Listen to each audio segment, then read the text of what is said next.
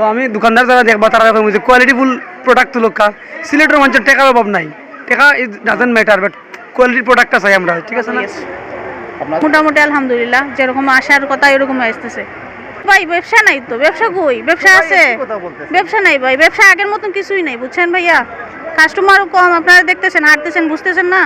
হইতেছে অল্প ব্যবসা হইতেছে, হবে না কেন? সবারও আল্লাহ যাক তৌফিক দিতেছে, সবার ওই তৌফিকে কিনতেছে, বা আমাদের লাভ কম হইতেছে, মানে বিক্রি একটু বেশি হইতেছে, এখন বেশি হইতেছে, মানে বিশ্বরমজান পর থেকে ইনশাআল্লাহ হইতে পারে। আছে কসমেটিক্সের আছে একটা, নাই হতে পারে, এই জন্যই ইনকাম বেশি থাকলে তো যে কেউ মানে পরিবারের জন্য কিনবে, এটা স্বাভাবিক। আর ইনকাম না থাকলে তো কিনতে চাইবে না, ইচ্ছা থাকলেও কিনা যাবে না। না, আমি সাধারণত বেশি কিনতে আসি না, কিন্তু এইবার কিনতে সচরাচর বড় আপুরার সাথে আসি, নিজে কিনতে আসি না, এই প্রথমবার নিজে। সবকিছুই নিউট্রাল আছে। রমজানের পরে থেকে সবাই কেনাকাটা করে, তখন তো ঈদ মানে গনিয়ে আসে। মার্কেট তো জানেন, এটা দ্বিতীয় লন্ডন, সবসময় এটা মনে হয় যে প্রাণবন্ত থাকে।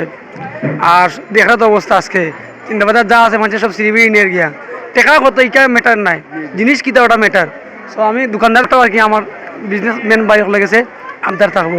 অনেক কিছু কিনছি, আমার ছোটো বোন সাথে আছেন, আমার ওয়াইফের সাথে আছেন, তারা গেছে আছে, আমরা আরও কিনাতে আছি, তো কিনতে আছি ইনশাআল্লাহ। ঈদের আগের দিন পর্যন্ত কিনবো আর কি, দোয়া করবা। সব কম, অল্প অল্প। হ্যাঁ, যেমন ধরেন আগে যে ব্যবসা ছিল ওইটা একবারে কম। জি।